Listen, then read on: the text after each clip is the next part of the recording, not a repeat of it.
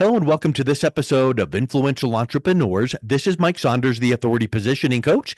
Today we have back with the Shaun Clearwater with Full Focus Financial, and we'll be talking about enhancing a company retirement plan. Shaun, welcome back to the program. Thank you, Mike. Appreciate being here. You're welcome. You know, we've been talking in our little series about how you help optimize and point out issues in retirement plans and how you should manage them, some of those key metrics that way. Well, now that we've pointed out some of those things, what can you do to optimize? Because, you know, you can't just point it out and say that's a problem here and this is a problem and this is a problem and then let Right. it go. So get us started with the mindset of once you identify these, what are you watching for to start enhancing and optimizing that retirement plan? Sure. Yeah, I think we could spend a day talking about all those Yep. topics. I'll try to summarize it to the ones I think are most valuable to everyone out there. Education is one. So in the area of participation, how many people are contributing to a retirement plan that's being offered, and how well they participate and how much they contribute has a lot to do with education that's provided to them. And for people that are just getting started, I've run into accountants and other professionals that have never heard of the Savers Credit. It's an opportunity for people that think that they can't afford to set money aside to actually start putting money into their retirement plan. You can get credit back on your taxes for putting money away. And that's beyond just a tax deduction. You actually are getting a credit in some form. So there's opportunities for people to save money and have it not actually affect their net income, which is just mind blowing, that more people aren't taking advantage of it. But just like most things, if they don't know about it, how are they supposed to take advantage of it? So Yeah. it's an education component there.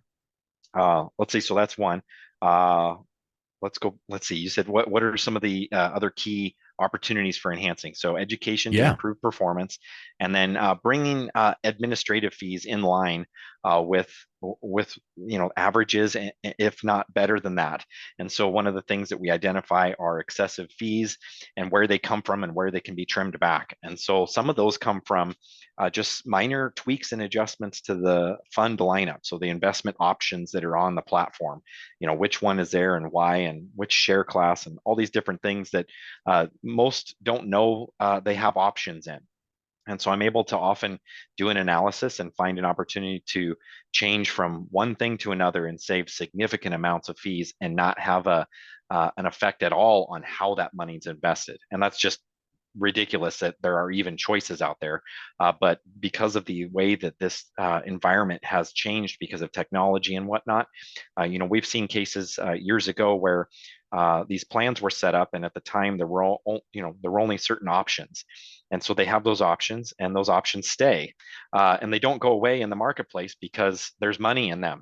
So you can't take Yeah. something out unless there's nothing Yeah. left, and so there's all this evolution and improvement and lower costs that are available out there, and so just making people aware of the small tweaks that they can make that can really have significant effects on bringing the fee structure in line with averages and even better in more cases than not. And then the last thing I'll mention is just helping these companies that have large employer-sponsored plans, large retirement plans. They typically take a lot of time and energy away from the human resources team, from the HR team. Oh, yeah. And so we're able to, reduce fees, improve education, and offload a lot of the day-to-day activities out of the HR department and over to our team where we can manage all of this for them. And so it really allows them to stay focused on their core business, which is really valuable to the company. These HR teams are often stretched really thin, and so asking them to handle engagement with people that just got hired and helping them enroll, dealing with hardships and loan requests and all of the things that come along with having a large company and a retirement plan. We can help eliminate all of that noise from the HR team and allow them to stay focused on their core business. I would suspect that this is accurate, so correct me if I'm wrong, but if a large company has, someone like yourself take a look at their company retirement plan, they typically are having an external third party currently manage it. So if you're able to Mm. point out opportunities to improve and saving that fee structure, now all of a sudden they're getting better service, better quality, and saving a good amount of money. So it's not like, oh, well, Sean's company is going to cost us so much more. It's probably with this fee structure you're looking at, you're locating opportunities to actually drop the cost, right? That's correct. It's kind of one of those sounds too good to be true type scenarios where Yeah. it's a win-win-win all the way around the table. I can help them reduce their fees, improve their plan, and engage a service that's more comprehensive than what they currently are likely using. The struggle is that, we've got these retirement plans are so complicated. You've got all these different roles that are assigned and available, and all these different cooks in the kitchen. And a lot of times, you've got a business owner that's trying to manage all these different subcontractors that handle all these different areas, and they don't know who's supposed to be doing what. And so because that's Yeah. not their core business, that's not what they do for a living. And so when we're able to come in and offer kind of that overarching executive chef type role where we can manage the full menu and everything that goes on inside of there, it's really a breath of fresh air for them to not have to worry about all of that stuff. And we can give them really clean update reports that show them about where they were and where they are now. And it really give them kind of mind-blowing confidence and comfort that they don't have to worry about this anymore, that they don't have to worry about future potential liability, like some of these large organizations that are household names that are in the news because they were improperly managed. So we Yeah. can take all That's that risk off the huge. table. It is. You mentioned HR, and I want to dive in just a touch right there because I can only imagine that there is HR people listening to this going, let me just show you my job description. It's like three reams of paper long, Right. right? And if you could offload some of these items you're talking about, Mm. that is it reminds me of the concept of opportunity cost. If an HR Oh yeah. professional is working on these things you're talking about, then they are not able to work on the other things that are highly necessary in their job. And so if you're able to offload that, their job satisfaction goes up dramatically. That's wonderful. And more important work is getting done where their focus should be on. Yeah, and that's a really hard thing to quantify because a lot of the business owners don't even realize that that's an option. They just assume Yeah. that this is some added energy that their HR team needs to put in just because it's something that they have to do. And so bringing to light the fact that they have an alternative, there's an option out there, is really empowering. So yeah, I think you can't even quantify the improvement that would come from being able to offload a lot of those day-to-day tasks. Yep. So, we touched on before that fiduciary responsibility, which is this nebulous thing, which basically says there's a lot of stuff that you need to be aware of, and if everything isn't just exactly the way it needs to be, there could be some trickle up effect that of impacts the company or some of the officers. So, having that third party take that responsibility is a huge benefit. But we've been talking about saving money on fees and eliminating, day to day management. Can you touch on like some specifics, like how much are you able to Mm, save? Like, we can sure. reduce fees, but is there a number that someone could kind of think? Is there a range that you can estimate there?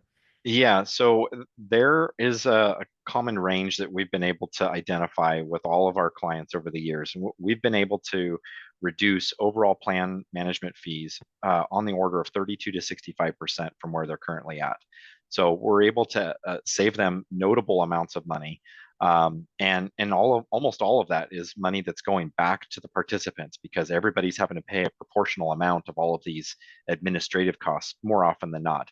And so that can make a significant difference, especially as time goes on, to the ability for these people to accumulate wealth that they've worked really hard to set Yeah. aside and make a part of their retirement plans.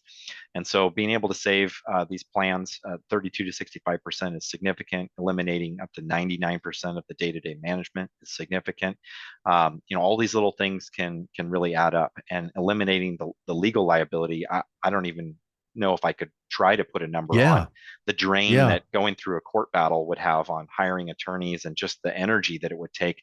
It could put somebody out of business in reality. So just Now, when you having the opportunity hear to connect. the legal and things like that, Hmm. could be viewed as like a scare tactic. So Yeah, how potentially prevalent is that? Is that something that's getting more and more, in the news, or is it like a one off and like we're just gonna bang that drum and go, you could be in trouble? But how prevalent is that? good question. I'd encourage anybody that has time to sit in front of a web browser to just Google it. There's some big names.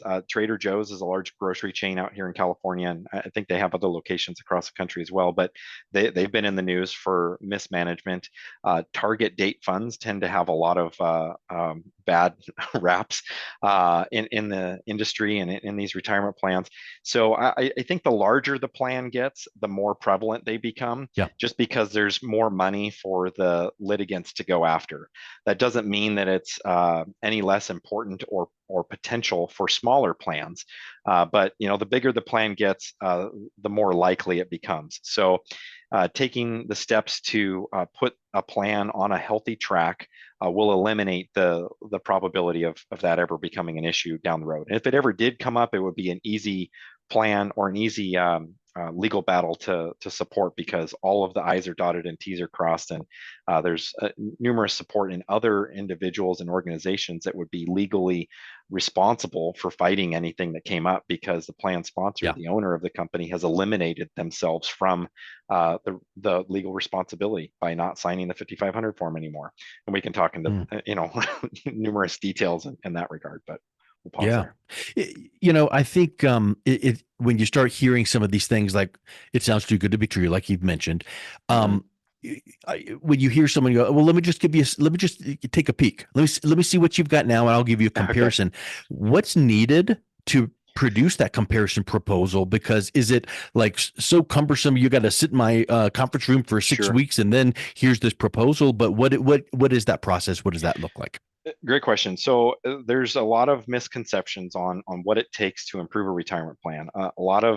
Um, a lot of the situations that we find ourselves in, we're able to provide a lot of guidance and education without them having to give us any information at all because of so much of it being publicly available.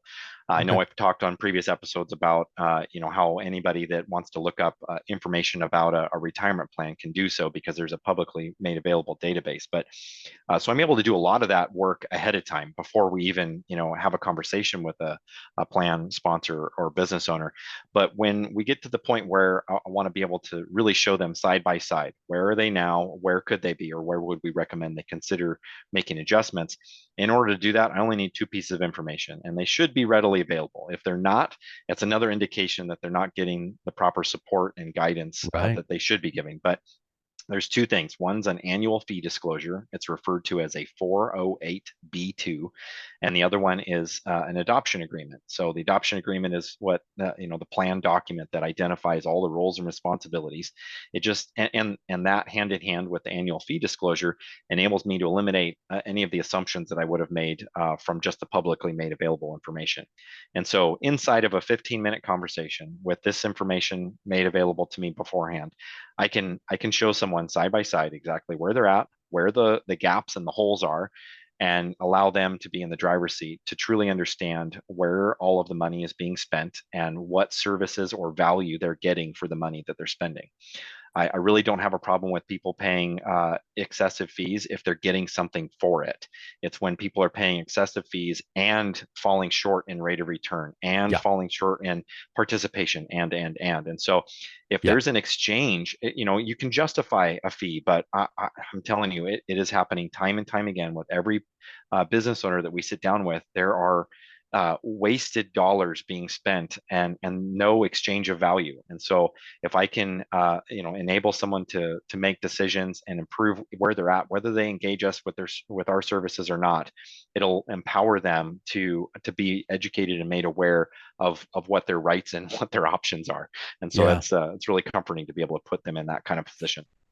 You've pointed out several large areas to save money, provide higher value to the employees, which provides a lot of benefits. And then now to make this comparison, a couple pieces of paper that is very low intrusive. That Hmm. sounds great. Now let's say that the business owner says this looks excellent. Please let's move forward. Well, guess what? In my mind, I'm listening to you saying this and I'm thinking, okay, I know how hard it is to change cell phone plans or change health plans. Right. What is the brain damage and the stress in changing over and making all of this happen once you've shown the comparison? And even though they see the wonderful benefits, is there Hmm. going to be a lot of stress in that changeover? Yeah, fortunately, I have a simple answer to that, and it's minimal to no time or energy needed at all. And there are, I can go into details of why we're able to make it so simple, but it's honestly as simple as signing a piece of paper.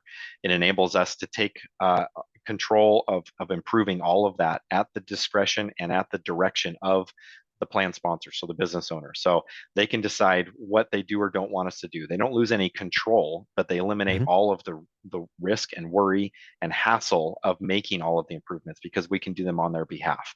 So it's really simple. I mean, inside of 30 to 60 days with signing up of a piece of paper, we can start to put all of the wheels in motion to make all the improvements that we would have identified and proposed, and be able to show them real life data on how things have improved. And they should be able to feel it at some point in the future as they start to get a point of contact that's a real human that'll actually come into their office if they want us to, Yeah. and meet with the employees and provide the guidance that they deserve the ability to have access to. As And I said, control is a really big word that I it I it key in on is. because you don't want to feel like, okay, it was easy, we signed that piece of paper, and then all of a sudden here's all these decisions being Uh-oh. made and it's not the ones we would have made. So talk a little bit about that control. Yeah, thanks for letting me expand on that a little bit more. So, there is a misconception that, by not having to do all of the work, that they lose the ability to be aware of or actually have the ability to direct traffic. So we enable our clients, our business owners to have as much or as little involvement as they'd like. And so we always want to give them regular updates of things that are going on, but they can engage at any degree that they feel the need or desire to do so. So if they want to be involved and be in tandem with us as we make these improvements and adjustments to their plan, we welcome that. But if they want to disengage and allow us to take the wheel, we're happy to do that as well. So it's a scenario where they have immense responsibilities, a laundry list of them, upwards of 24 fiduciary responsibilities when they sign on the dotted line Mm. on that plan.